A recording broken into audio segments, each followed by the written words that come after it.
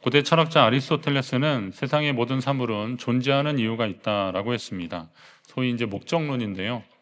도토리의 존재 이유는 참나무가 되기 위함이고, 도토리 묵이 되기 위함이고 아니라 참나무 되기 위함이고, 눈의 존재 이유는 보기 위한 것이다. 이런 것처럼 모든 사물이나 존재는 그 목적이 다 있다는 겁니다. 그리고 또 이 목적을 도달하고자 하는 그 목적을 이루었을 때 거기에 가장 안정적이다라는 거죠. 믿음의 관점에서는 창조와 섭리로 또 설명이 가능합니다. 아주 작은 풀 한 폭이나 벌레 한 마리조차도 하나님의 계획 안에서 고유한 사명을 띠고 존재한다라는 것입니다. 그리고 어느 것이나 지으신 목적대로 사용될 때 가장 안정을 누릴 수 있습니다. 그렇다면 인간의 존재 목적은 무엇입니까? 여러분은 이 땅에 왜 존재하고 계십니까? 존재 목적이 무엇입니까? 성경에 그 답이 나오고 있는데, 주님은 이 백성은 내가 나를 위하여 지었다라고 하시면서 나를 찬송하게 하려 함이니라 그랬습니다. 자, 우리는 존재의 목적이 뭐예요? 주님을 찬송하려고. 주님을 찬송하려고 저와 여러분이 하나님께 지음을 받았습니다. 할렐루야. 네, 인간은 하나님을 찬송하는 자리에 있을 때 가장 평안함을 누리게 됩니다. 그 찬양을 부르는 사람뿐만이 아니라 찬양이 울려 퍼지는 그 자리에 있는 것도 은혜요 복이더라고요. 왜냐하면 우리도 같이 하나님을 한 마음으로 찬양하기 때문에 그렇습니다. 찬양뿐이겠습니까? 우리에게 허락하신 삶을 통해서 하나님 앞에 영광 돌리는 것도 하나님을 찬송하는 일이라는 사실을 믿으시기 바랍니다. 그런데 이 찬양은 기쁘고 감사할 때만 하는 게 아닙니다. 여러분, 감사하면 당연히 이렇게 감사 찬송이 나오죠. 그런데 그럴 때만 하는 게 아니지 않습니까? 괴롭고 힘들 때도 하나님을 찬양하는 이유가 있어요. 그것은 자신들이 겪고 있는 이 모든 과정이 하나님의 계획과 섭리 안에 있음을 믿고, 그리고 하나님의 도우심을 구하기 때문에 우리는 어려운 가운데도 하나님을 찬양하는 것을 잊지 말아야 됩니다. 다윗이 그 대표적인 사람 중에 하나입니다. 다윗이 나의 힘이시여 내가 주께 찬송하오리니 하나님은 나의 요새시며 나를 긍휼히 여기시는 하나님이시니이다, 이렇게 고백했어요. 그런데 이게 다윗이 그냥 평안한 가운데 한 게 아니라 이 시편 59편 그 앞에 보면 그가 어떤 가운데서 이 찬양을 했냐면, 악을 행하는 자에게서 나를 건지시고 피 흘리기를 즐겨하는 자에게서 나를 구원하소서. 이건 사울왕이 보낸 사람들에 의해서 다윗이 막 쫓기다가 간신히 그것을 모면하는 가운데서 하나님 앞에 기도하며 찬양하는 그런 시였습니다.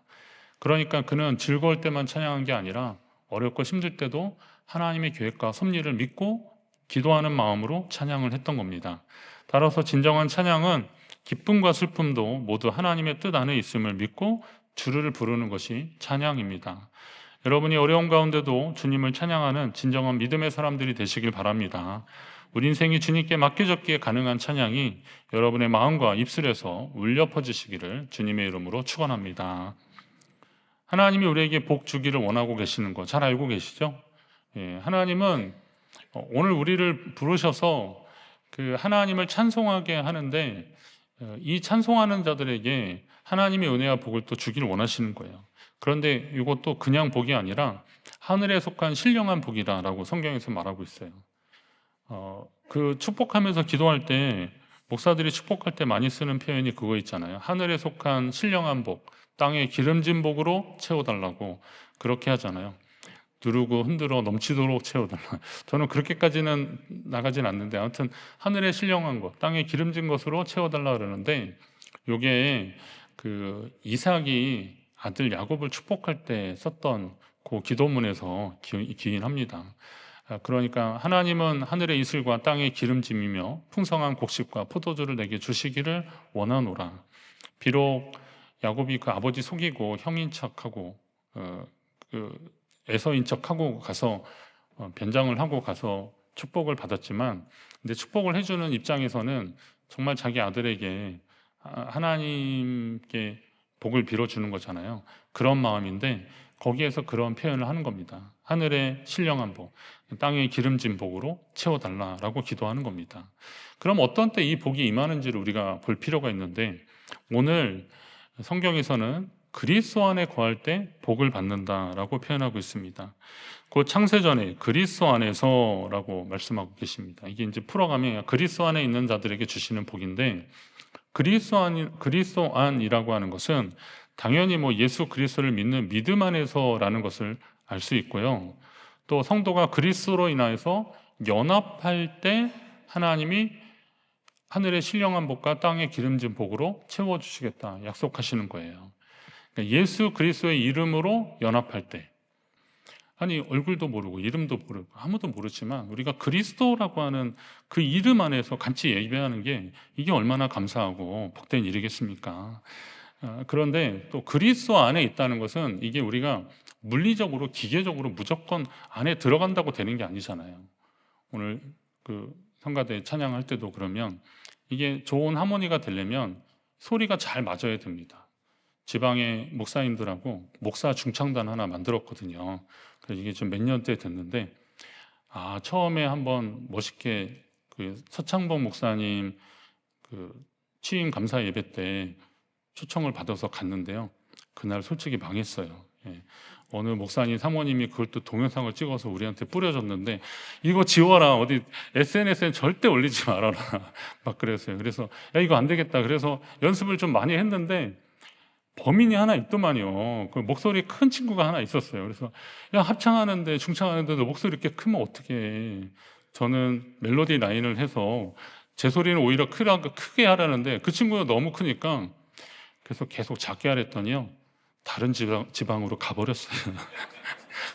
수원으로 가버렸어요. 그냥 그쪽 교회로 잘 청빙을 받아서 갔고요. 그래서 이제 다시 목사님들을 더 초청을 이렇게 다 영입을 더 했어요. 제가 맛있는 거 사주면서 우리 하자 그래가지고 했는데, 어떤 사람들, 목소리 크게 안 낼 사람들 왜냐하면 이 소리가, 노래 뭐 중창단 하겠다 그러면 정말 노래 뭐 음치 이런 사람들이 하겠어요? 그냥 학생 때 노래 좀 했던 사람들 오는 거잖아요. 그런데 서로 자기가 소리 내겠다고 막 그러면 그 지휘자님이 굉장히 힘들어지는 겁니다. 소리가 안 나죠. 소리를 맞추려면 양보해야 되잖아요. 협동해야 되잖아요. 그리스도 안에 있다는 거. 그러니까 예수님이 두세 사람이 내 이름으로 모이는 곳에 내가 그들과 함께 있겠다라고, 나도 그들 중에 있다 그러고 말씀하고 계시는 거예요. 두세 사람 있는 것은 그냥 기계적으로 그냥 모여 있다는 게 아니라 그 모임을 통해서 하나님의 일을 하는 것을 주님이 아시기 때문에, 그럼 협동하고 양보하고 그런 것을 알기 때문에 주님이 그들 중에 있겠다고 약속하시는 겁니다. 하나님이 또 어떤 사람들에게 복을 주실까? 제가 말씀을 묵상하다 한 가지 또 생각난 게 있었는데요. 가난한 자를 보살피는 자에게 복이 있다 그랬습니다. 가난한 자를 보살피는 자에게 복이 있다. 가난한 자는 어떤 사람들입니까? 누군가의 도움이 필요한 사람입니다. 경제적으로 궁핍한 자일 수도 있고 마음이 가난한 자일 수도 있습니다. 삶의 무게가 어깨를 짓누르고 있어서 마음껏 웃을 수도 없는 사람일 수도 있습니다. 여러분 주변에 그런 분들이 혹시 있을 수 있습니다. 그런 사람들을 보살피고 또 도움을 주는 것 자체만으로도 귀하다는 거죠. 그럼 어떤 사람이 가난한 자를 도울 수 있겠는가? 부유한 사람, 넉넉한 사람이 돕는 것이 아니라 하나님의 긍휼의 마음이 있는 사람이 할 수 있는 거예요. 오늘 교동문에도 나오잖아요. 긍휼히 여기는 자가 긍휼히 여김을 받을 것이다 그랬거든요. 그러니까 하나님의 긍휼의 마음을 가지고 살피는 사람들, 그런 사람들이 이 긍휼을 실천하는 거예요. 누군가에게 지속적으로 관심을 갖고 도울 준비가 되어 있는 사람은 사람을 그냥 스쳐 지내보내지 않습니다. 내가 어떻게 도울 수 있을 것인가 보게 되는 거죠. 그런데 이게 나에게만 집중하면 다른 사람의 어려움을 보지 못하게 되는 겁니다. 내가 무엇을 먹을까, 무엇을 입을까, 무엇을 마실까, 라고 자꾸 나에게 집중하기 시작하면 다른 사람의 것은 신경 쓰지 않게 되는 겁니다. 근데 저희 교회는 그래도 많은 분들이 나에게 집중하는 분들이 많지는 않으시더라고요. 어디 모임 가가지고 음료수 시키잖아요. 그러면 이제 뭐 시킨다고 다 했는데 나중에 내가 뭐 시켰는지를 잘 몰라서 그냥 이거 받아서 드시고 그러더라고요. 자기에게 덜 집중하는 분들이 계셔서 저는 참 감사합니다. 무슨 말인지 아세요? 예. 뭘 시켰는지 모르셔가지고 그냥 그러니까 나중에 나 이거 안 시켰는데 막 이러셔요. 그래도 그냥 드세요. 뭐 어차피 이 안에서 다 시킨 거니까. 자, 누군가에게 관심을 가지려면 나에게 너무 집중하면 그게 잘 안 되는 거더라고요. 그가 하나님 앞에 함께 살 여러분의 형제고 이웃이고 친구다라고 생각해 보시면 우리의 관심이 더 많이 주변을 갈 수 있습니다. 우리 교회에도 각종 위원회가 있는데 저는 위원회가 참 귀한 것들이 있어요. 선교, 나눔, 장학위원회. 요게 교회에서는 이런 일들을 마땅히 해야 되지만 이걸 목적 헌금을 한 걸 가지고 그걸 꼭 하려고 하는 겁니다. 그러니까 적어도 그렇게 들여진 목적 헌금은 다른 데 사용되지 않는 거예요. 그 목적대로. 그리고 하다가 좀 부족하다 그러면 일반 재정에서 지원을 해서 하고 있습니다. 지금 보면은 선교 쪽은 좀 그러고 있습니다. 선교 쪽 재정이 좀 우리가 지금 하는 일들은 다 하기는 좀 부족해서 일반 재정 쪽에서 매달 얼마씩 이렇게 지원을 해주고 있습니다.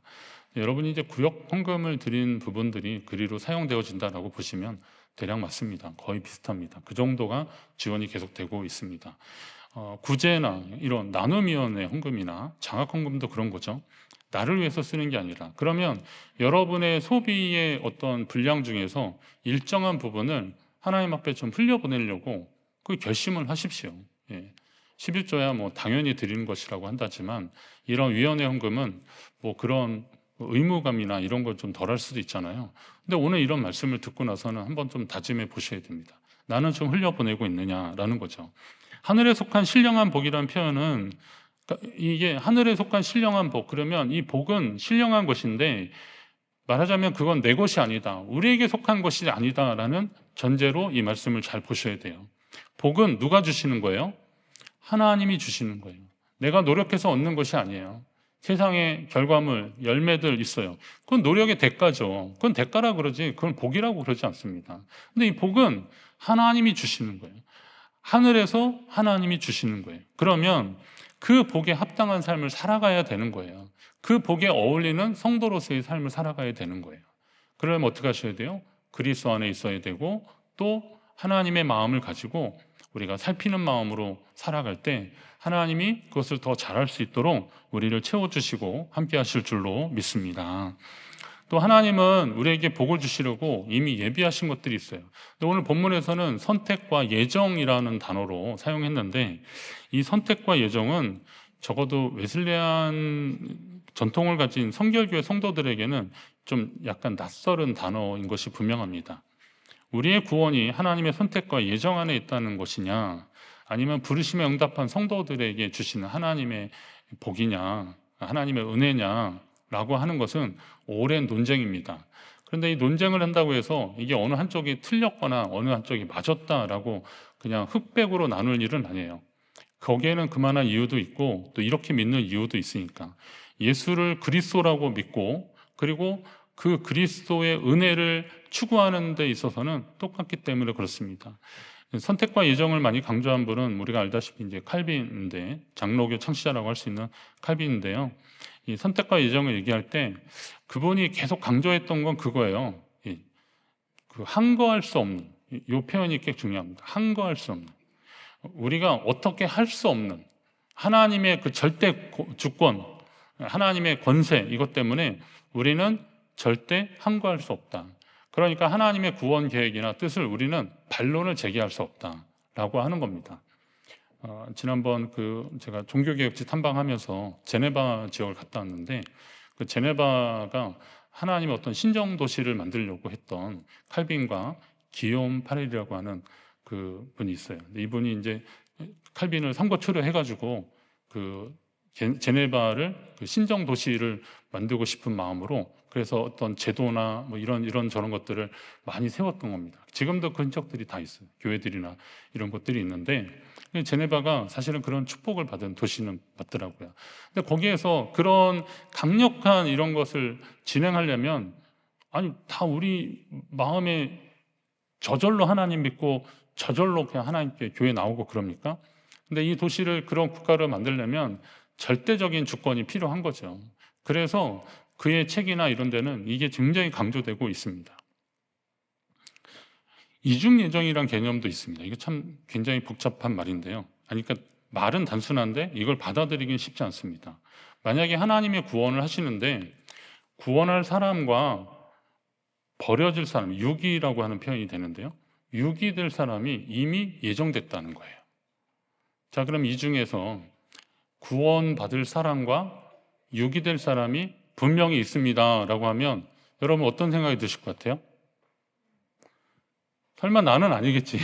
당연히 막 이러겠죠. 아니 내가 그래도 예수를 지금까지 믿었는데. 그러나 믿고 안 믿고의 문제가 아니라 이건 하나님의 절대적인 주권이기 때문에 그건 우리가 판단할 수 없다. 하나님의 절대 주권을 강조하는 것까지는 좋은데 그렇게 생각하면 그럼 과연 유기되는 사람들은 어떻게 되는 건가? 선택받지 못한 사람들은 어떻게 될까? 이런 생각을 하게 되는데 또 거기에서는 그것조차도 물으면 안 된다. 하나님의 절대 권력 앞에서는, 절대 주권 앞에서는. 근데 이제 저는 어릴 적부터 이제 감리교나 성결교에서 계속 자랐기 때문에 그런 말씀들보다는 목사님들이 주시는 말씀은 그거예요. 신인 협동. 그러니까 하나님이 우리에게 예수 그리스도의 십자가 은혜를 이미 행하셨고 이걸 이제 선행적 은총이라고 하는 겁니다. 이미 앞에서 행하셨는데 그거를 우리가 마음으로 믿어 의에 이르고 입으로 시인하여 구원에 이른다라고 하는 그런 마음이죠. 그러니까 내가 예수 그리스도를 영접하고 그분의 부르심에 내가 그분의 응답하여서 주님을 영접하는 사람들을 하나님이 구원하신다라는 거죠.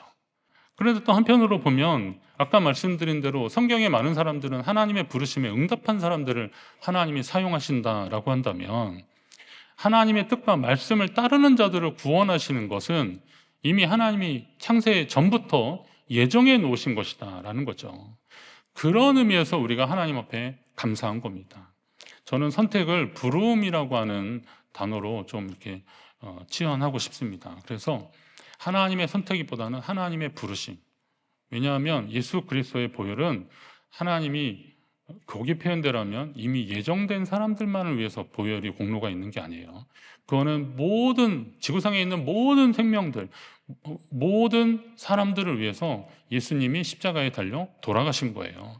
그러니까 누구든지 그 사실을 믿고 그것이 전해졌을 때 그 부르심에 응답한 사람들을 하나님이 구원하신다는 사실이 맞습니다.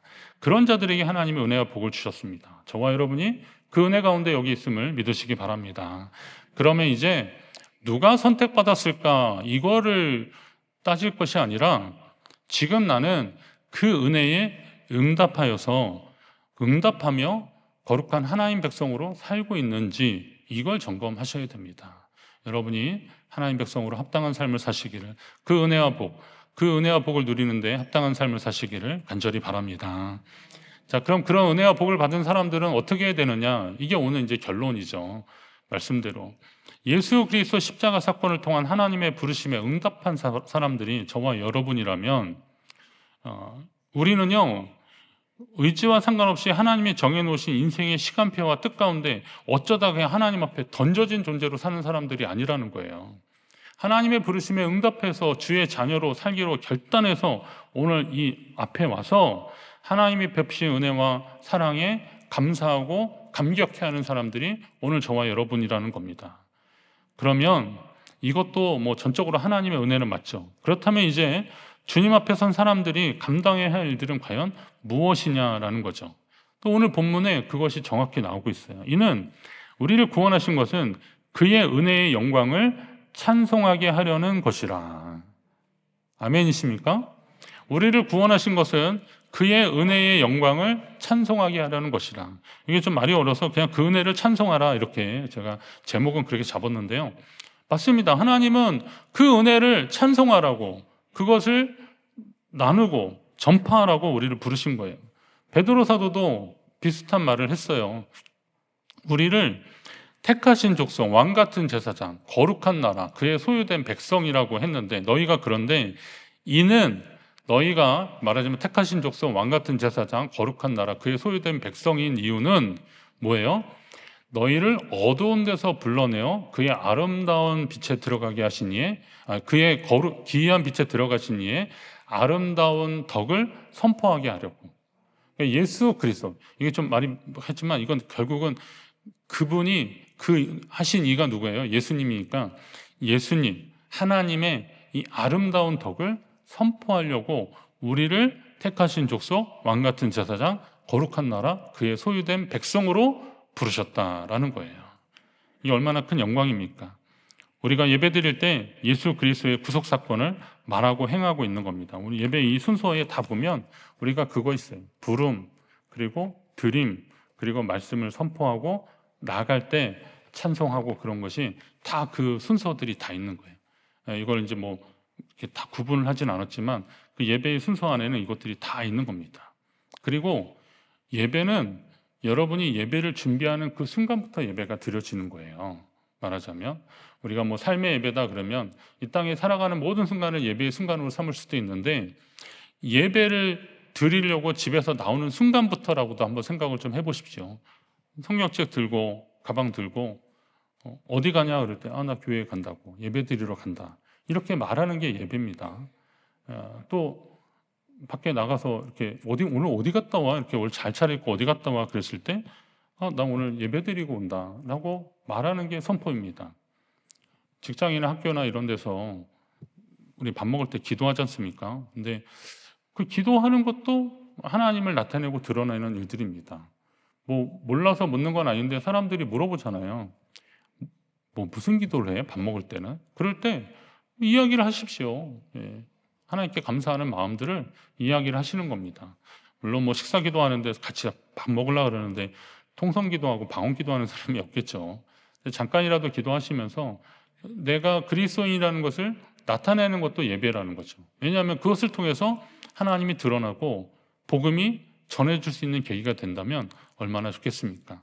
근데 이걸 좀 부담스러워하는 이유는 뭐냐면 그렇게 했을 때 돌아오는 반응들이나 그리고 내가 감당해야 될 몫이 너무 크니까 사람들은 조금 빼는 경우들이 있어요. 그러나 그것도 거룩한 부담이거든요.